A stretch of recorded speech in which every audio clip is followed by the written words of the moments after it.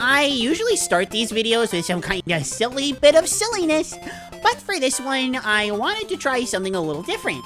To get the point across of how short, sweet, and to the point this speedrun is, I'm gonna do a puppy first. I'm gonna have one uninterrupted speedrun playing in the background. You get the full, cultured experience, even if the crazy puppy girl ramblings don't always line up. And I'm also gonna cut out the deaths because I wanna look better than I actually am. Hey, puppies are honest! And hey, if you don't wind up liking how the footage looks in the background and all that stuff, well, tomorrow's run is a lot longer, so we'll be back on the usual grind soon enough. Speaking of business, help me in my business of puppy by giving this video a like and subscribing to the channel. Not only does it really help my videos and improve their odds in this crazy, not speed game world called YouTube analytics, it also gives me the puppy power I need to defeat my arch nemesis, Captain Stitch. I've received word from one of my few allies, Klaire, that Bored may be willing to help, but only if he can see enough support. If you'd like to go the extra mile, you can become a Puptrin on Patreon, or join as a mempup on YouTube, both linked in the description. You get nifty perks, including early access to all Kirby Month speed run rankings. Special thanks to my head-patting Fluffle fan Puptrins and mempups, Freakish Uproar, Lydia Scribe, and Vilifar. I love you all. So, obviously, this game is special. After all of these speedruns with all of this intense and wild strats, we come to the game that started it all. Looking back at the first game in any given franchise is always interesting, and while I probably have too many videos on this channel gushing about how amazing I think this game is, I fear that not enough of them have to do with speedrunning. Oh, there's Curry Gilwich. You know we're gonna talk about it. And if you didn't, then just you wait. What? Oh. My point is, Kirby's Dream Land was a cute, simple little game, and while it won the hearts of many and started the series we all know and hopefully love, how does this speedrun hold up? I mean, come on, it can't be that good, right? There's no running, no abilities, and worst of all, no swimming! Which, I would show you if there was actually any swimming in this category, which there isn't, and if there was, there still wouldn't be any because this game doesn't have swimming! To quell your fears and to gush about KDL1 somewhere, the speedrun for this game is fantastic. It's not the most complicated or the one that'll get everyone watching screaming like a wild pack of hyenas. But will it make them bark like a bunch of happy little puppies? Well, it does for me. Maybe I could have picked a little less biased sounding of a metaphor, but my point stands. The reason why the speedrun holds up so well is the same reason why the game itself holds up so well.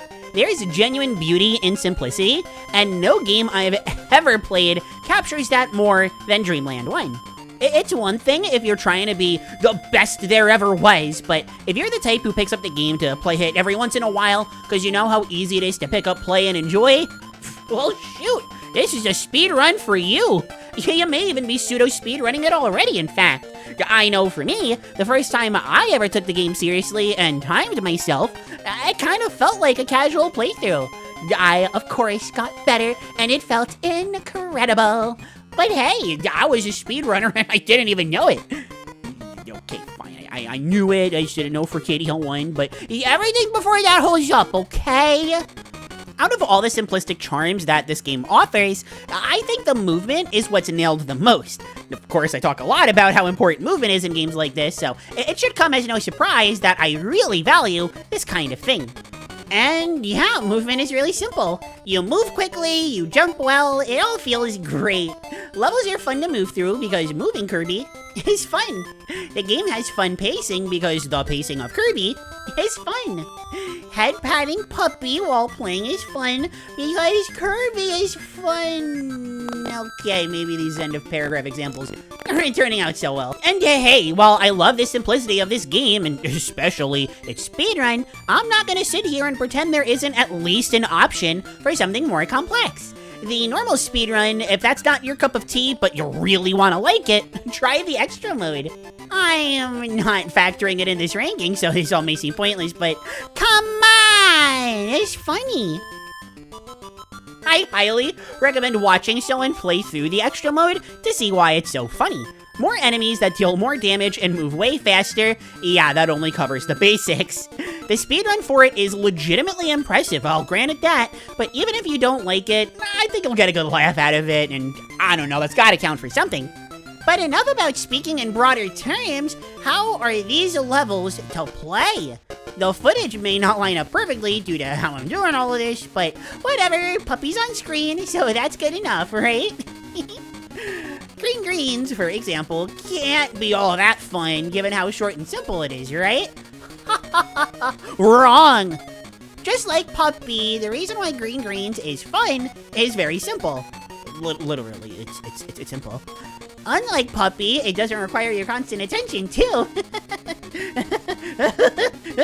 Later levels, while not super complex equations of intense equationoxity, have little tricks that do require practice to learn. For Green Greens, planning out which enemies to hit from behind, or well, in front, I guess, so that you can get hit and get a big boost forward is really all you need to know. Otherwise, get that good zoomy going and you're all set. Now, as far as I'm concerned, Castle Lololo is a fine stage, but it's split into two parts. The parts without Curry Kill, and the parts with. I already went over Curry Kill and why I think it's just the coolest thing ever. That'll never change because I am one consistent puppy. But to talk about the first half of the stage for once, it's fun. It's got some good jumps, enemy placement is pretty neat. You have some HP to work with for damage boosting, not floating because that's super slow and you're super fast and I'm super happy for you, yay! It's all pretty neat. Oh, but did you know that once you beat Lololo, you're put into a room that you can walk straight ahead in, but if you don't go for it and instead you go up, there's a door that leads you into a room with curry that you can use to get the curry kill? Float Islands is an interesting one with a fair amount of areas that you would think are slow and kind of brutal, but they're actually pretty quick. The water at the beginning especially looks like a big anti-zoomy, but is fine because of the super sped up pup shots of inhaling an enemy and doing some skippies over the water. Again, given the lack of swimming in this game, it looks hilarious. The Kabula is also a super fun boss, especially when you start optimizing your play and have to get all up close and dangerous. If you get to this fight with low health and want to be fast, like Puppy, well, good luck. You got this. The final regular stage, Bubbly Clouds, is the toughest of them all. That's not a bad thing, and it does give the run some sense of challenge it otherwise kinda lacks. If you're using RNG manip, basically manipulating the game by doing a very precise set of actions when playing, this stage gets especially tough, but at its most rewarding due to how much quicker Krakow goes by. The rest of the stage has lots of really cool tricks, like walking by these parasol enemies and cannons and stuff without a care in the world, or damage boosting to avoid things like needles and the Waddle Dees, but the fight against good old Cloudy Krakow involves him doing one of three things, aside from existing. I don't know, as you do. He either moves left to right, zaps out some zappy lightning, or drops a Waddle Doo, which you can use to attack. If you get perfect RNG here, or more realistically, abuse it, you can clear this fight insanely fast. Speeds that, even as your favorite speed puppy, shock me to my very being. In a good way. And finally, things end with a boss rush before taking down the king himself, Day-Day-Day. These are all fun, and I like that you can brute force through the Gordos that would otherwise instantly kill you, instead of touching the weird Kirby to make everything explode. KDL1 is weird. You go nuts over this one, KDL1 lore fans. Day-Day himself does offer a good fight, and with or without RNG manip, you can pull out some cool strats. And notably, if he pulls out the hammer, you can attack him with the star that you wind up inhaling, and if within a short time you wind up holding forward and down while attacking, it'll put Kirby in a state where, if they inhale 2 stars, they will instantly spit one out if they're close enough, allowing you to nail 2 hits on the greedy king before ending capitalism once and for all. Seriously, he never does anything like this again. So, Anarchy wins! Yay! So how long would this run actually take? I said 800,000 hoptillion times that this is a short game, but given everything we've gone over, how short is it actually? Again, very short. The world record totals in at around 9 minutes and 45 seconds, close to 10 minutes, but still under. That said, as we talked about before, the best runs use RNG manipulation. Without it, you're looking closer to the 12-minute ballpark. Oh no, you're wasting 2 extra minutes by playing easier. Whatever are you gonna do? I'm not really trying to insult RNG manip here. I think it's super cool, and I love the added challenge that carrying it throughout a run would bring. But it does go to show how, even though KDL1 is so simple, it has so much variance in how you can play it. And now it's time for Fluffle Fans. It's Klaire Fluffle's speedrunning tip of the day. Yay! For Kirby's Dream Land, I so badly want to talk Curry Kill again, but I did like twice already, jeez, so I'm gonna opt for something else instead. This is gonna sound a bit weird, but just roll with me here. This run, as we literally just talked about, is short. The world record is under 10 minutes, and if you don't beat the game in under 11 or 12, you're looking at a rough looking spot on the leaderboards. Casual or not, that can feel kinda disheartening, and I understand how it would make someone feel bad.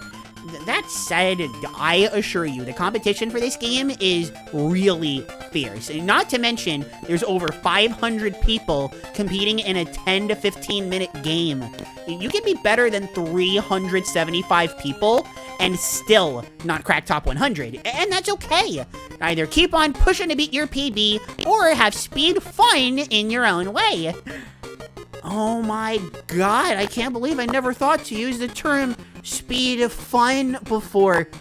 Oh my god, that's like the most obvious pun in the world. Guys, I'm having a moment. Good. Oh my god.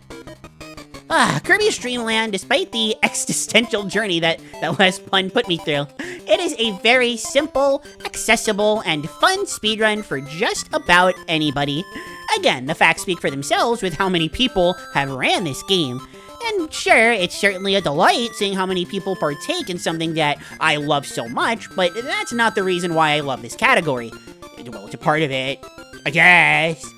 But the main reason is that, again, it's simple, it's fun, I can pick it up whenever I want and play it anytime. The exact intended appeal that Kirby as a franchise has can be found by speedrunning its very first game, and I don't know, it just fills me with the warmest of fuzzy delights. It doesn't fill me with head pats though, KDL1 can't do that. For now. Anyway, time to go work on more videos! Yay! I have been Klaire, thank you all so very much for watching, and I will see you around. Bye-bye!